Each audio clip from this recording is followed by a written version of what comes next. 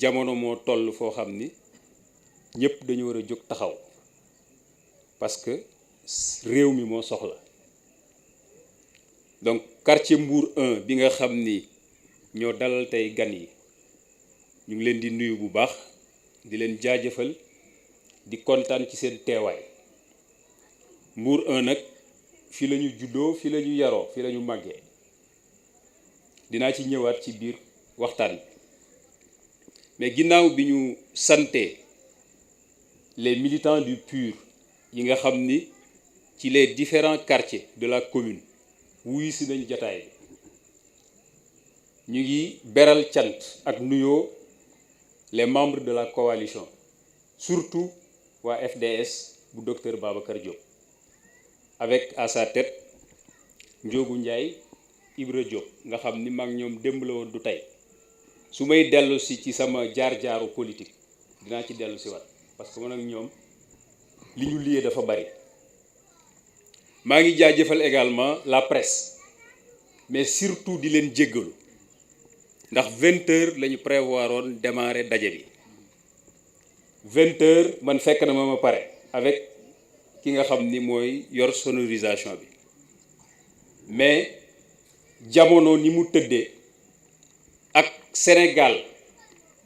benn góomu robaale bi Ablaye doon wax léegi nga xam ni dafa nekk ci ñun muy respecter heure kooku moom j'invite tous les Sénégalais en commençant par moi waxtu dafa cher américains yi dañuy wax time is money kon ñoom xam nañ njëriñu waxtu donc bu ñu nee 20 heures la ñuy démarrer man gisuma ñu ni 21 heures pour pousse ko pour may nit ñi 1 heure de temps pour ñu noppalu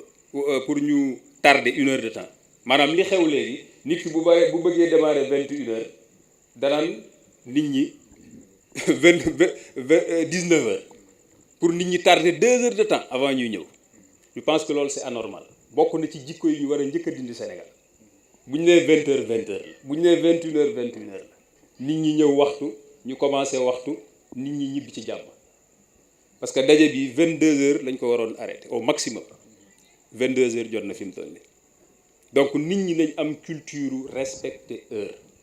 kooku bokk na ci ñun politique ñun ñuy politique bëgg changement lu ñu war a imposer suñu bopp imposer ko suñu askan. loolu bi ginnaaw loolu docteur Mamadou Djité dafa am jaar-jaar nit koo gis am na jaar-jaar te bu nit xasee jóg di yóotu lu mel ni maire ni dama bëgg a jiite nit ñi war na nit ñi nga xam ni ñooy wote di tànn ñu xam kooku mooy kan ak fu mu toj comme ni ñu koy waxee souvent man nag xëy na tojuma fenn mais am na fu ma defar donc maa ngi jéggalu ci loolu parce que loolu ba kaddu la bu ñuy wax Mbour 1 bi lu tax ba ni fi laa juddoo fi laa yaroo fi laa màggee mooy sama cousin yi nii Mor Djité nga xam ni moo fi jiitu ci jataay bi moom ak sama yeneen cousin yi nga xam ni ñoo dëkkandoo jàkkay mësoo gi taal ñi miin Mbour 1 jamono bañ koy wax Parc Mbam boobu fii nekk Bartimé ab sën bu mag moo fi nekkoon jamono yooyu ci lañ dëkkoon ñun Mbour 1 ci seen kër ñoom parce que moom papam sama magu papal ci kër googu lañ juddoo ñu duggandoo ndéegu góor foofu am na benn moment nag ñu jóge fi dem ñun Randoulène Sud tuxu foofu ba ñu fa tuxoo teewul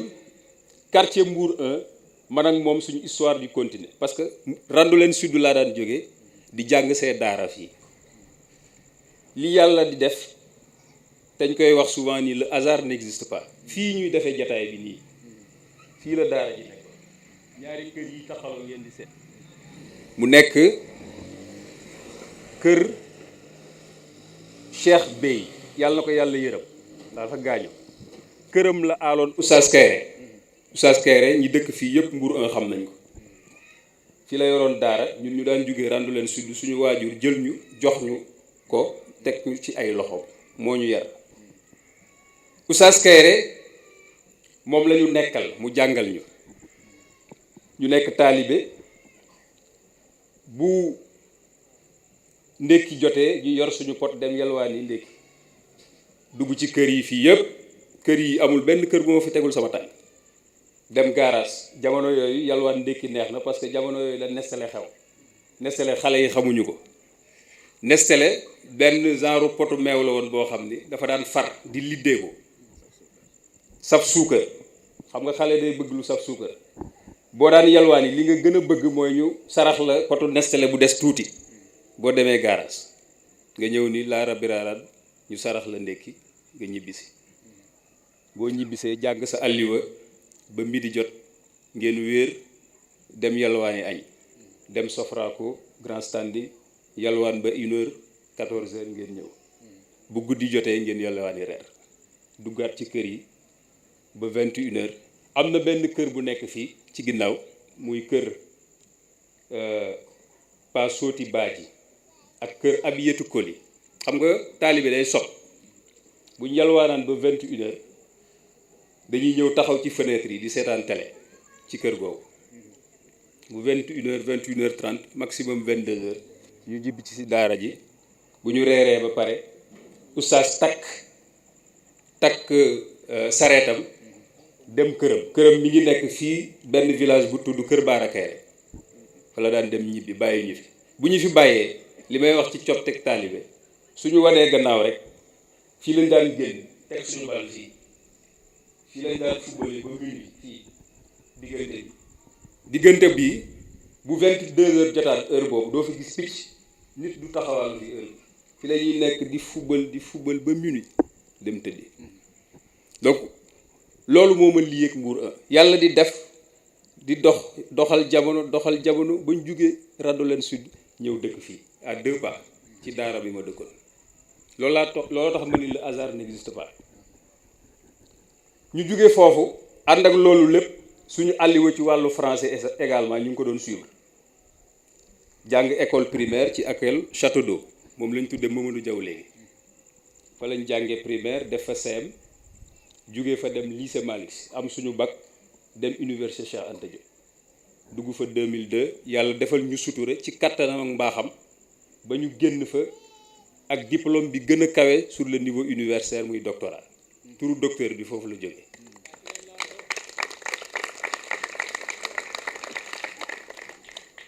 donc ñu ci sant suñu borom bu baax parce que jaam bi sabab lu la am mais yàlla mooy mottali la ñu waroon def nañ ko yàlla dimbali nañu ba li ñu bëggoon ci suñu njàng ñu réussir ko depuis 2010 ñu ngi liggéey nekk enseignant chercheur ci wàllu droit donc bu ñu boolee parcours yooyu sur le plan universitaire sur le plan académique sur le plan professionnel sur le plan personnel am nañu sañ-sañ taxaw ni war nañu mën a dugg ci politique parce que politique du dara lu dul mën a jariñ sa askan ginnaaw bi nga am jàppee ni yi war a daje ci yow daje na ci yow te jàpp nañ ni yi war a daje ci ñun daje na ci ñun loolu nag ñu bëgg ko delloowaat askan wi politique boobu nag ñu ngi ko tàmbali en 2005 ci lañ dugg ci mouvement politique bu tudd JDS Jeunesse pour la démocratie et le socialisme nga xam ni docteur Babacar Diop nga xam ni ku ñàkk kiñaan la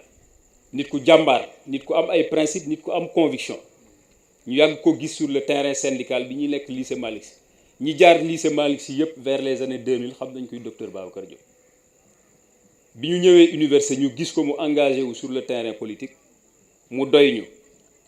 même pas idéologie bi mu doon woote muy socialisme parce que JDS mouvement la woon boo xam ne dafa aju woon ci parti socialiste bi ñuy ñëw di adhérer ci JDS avec le congrès constitutif en 2005 à l'hôtel Savana avec la présence de feu Ousmane Tanor Dieng feu professeur Sémou Pathé Gueye ba ñuy ñëw di adhérer du idéologie bi moo ñu yitteeloon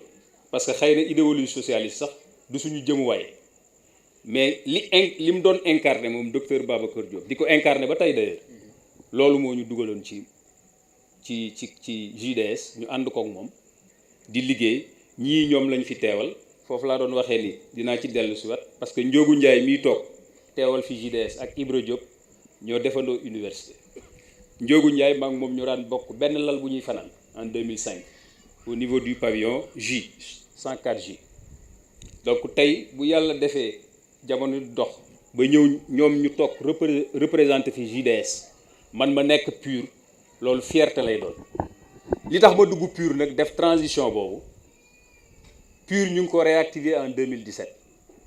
mais ku ne xam na ni parti bi 98 la existé lañ ko créé woon bi ko le président Serigne Moustapha Sy réactivé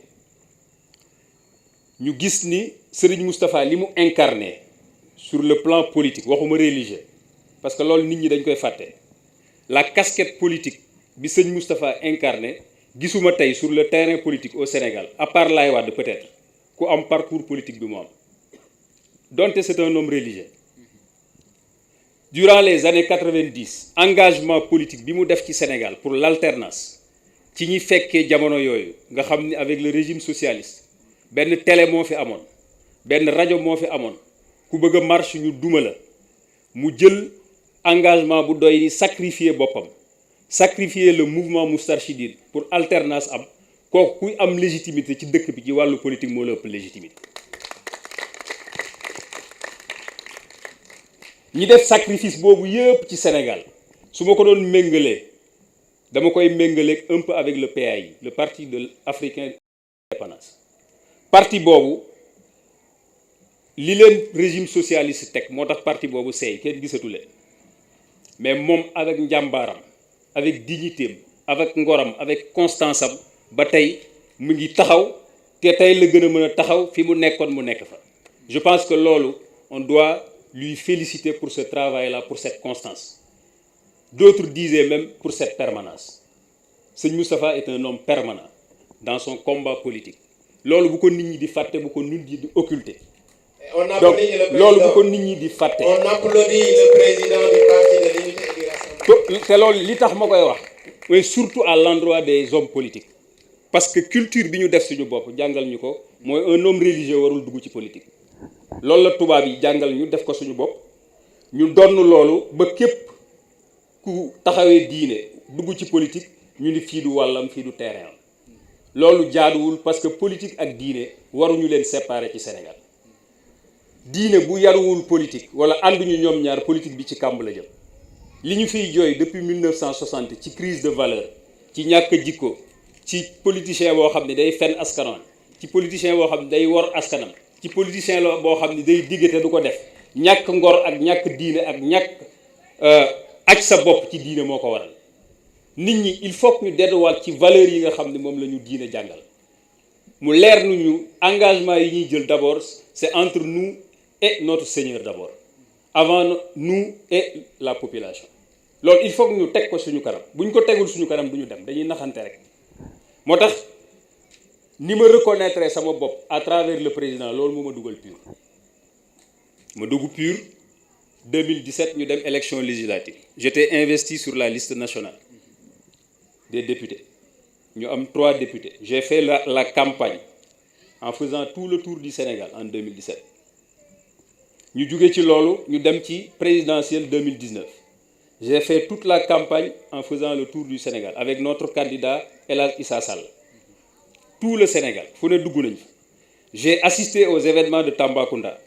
ces événements nga xam ni tey bu ñu taxawee fii di wax xam ni yàlla moo yor bakkan moo tax mais damay wax sama soxna souvent di ko tooñ ni ko heure bi waroon na fekk nga tënj ma ba summi bu yàgg bañ naan yaa ngi wuti wat borom kër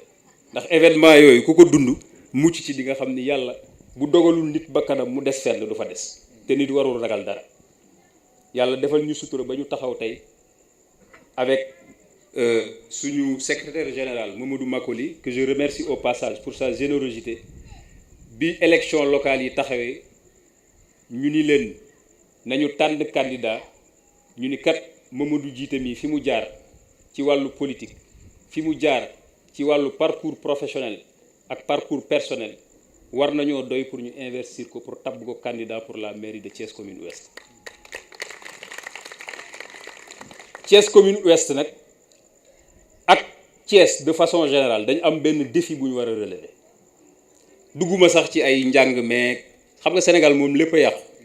njàng mi yàqu na paj mi yàqu na yoon yi yàqu na jaww ji yàqu na suuf si yàqu na géej gi yàqu na lépp yàqu na tout est à refaire au Sénégal Sénégal yi sax bien sûr foofu laa commencé d'ailleurs ci respecter rendez-vous am na taar yu nekk ci suñu bopp yoo xam ne il faut ñu dindi ko bu ñu bëggee defar réew mi mais défi bi gën a mag pour ces élections locales là pour ñu wan waa Sénégal ni leen waa Thiès pare nañ pour le changement mooy xas wu bon wi ñu wutal woy wu ñaaw wi ñu wutal à travers le Sénégal te kenn wutaluñu ko ki dil ko jiite la ville de Thiès ki nga xam ni moo fi teg tànk mooy lan mooy nitu Thiès Sénégal yëpp koo wax léegi mu nitu Thiès mooy koo xam ni lu mu la wax tey suba mën na cee génn mooy koo xam ni li mu lay wax gëmu ko mooy ki nga xam ni amul conviction amul gëm-gëm amul principe te ku ne xam na ni loolu du nitu Thiès biñ koy xam avec la grève des cheminots de 1947 dirigée par l'extraordinaire Ibrahima Sarr bi nga xam ni suñu mbokk yi moom lañ tuddee seen permanence bi nekk fii grève boo xam ni duré na presque 4 mois ci bañ Thiès dëkku bañ la woon dëkku nit ku am fit dëkku nit ku am jom dëkku nit ku am lu muy jomb dëkku nit koo xam ni foo ko fekk li muy xeex mooy nit justice ak valeur loolu élection locale yi la ñu war a wane bu baax ci Sénégal ni Thiès fa mu nekkoon mosu faa jóg xëy na ku mel ni nga mel yow la concerné mais nitu Thiès moom nitu bañkat la mus a doon nit ku dëggu la mus a doon nit ku am pas-pas la mus a doon donc la balle est dans le camp des Thiessois la balle est dans le camp des populations de Thiès commune ouest ñi ko diriger depuis 2000 mën naa ne depuis 2000 ñoo fi nekk deseelatuñu leen dara longévité boobu sur le plan politique sudul Omar Sarr bi nga xam ni moo nekk Dagana depuis 1996 maire amul keneen ku ko am au Sénégal quelqu'un qui a régné sur une ville plus de 20 ans amul fenn kon ñun wàccoo nañoo ni ñu fi tegoon ñun deseelatuñu leen dara ñoom kay ñooñu deseel mooy lan jël suñu image yàq ko auprès des populations sénégalaises loolu nag am nañu occasion à travers ces élections locales là ñu donner un signal fort wan ni Thiès fa mu nekkoon jugu fa nitu Thiès nit ku dëggu la nitu Thiès nit ku am principe la nitu Thiès nit ku day bañ nitu Thiès mën naa dee ndax ay principe parce que loolu lañ ñu jàngal loolu mooy l'homme kayorien loolu lañ ko xamee son courage légendaire donc j'invite tout le monde à travers ces élections locales là ñu wane ni Thiès reste debout Thiès reste une ville de refus loolu nag fi ñu koy commencer ci sama gis-gis ak ci sama bëgg-bëgg mooy ñu commencer ko Thiès commune ouest incha allah suñu yéene mooy ànd ak askan wi ànd ak tous les membres de la coalition s'ils nous font confiance fu ne ñu teg fa suñu tànk processus bii ñu commencer déglu nit ñi seeni jàmbat ak seeni xalaat li ciy jóge ñu tënk ko programme jébbal ko nit ñi ba incha allah au soir du 23 janvier 2022 ñu xam ni Thiès a donné le cap du changement pour les élections présidentielles de 2024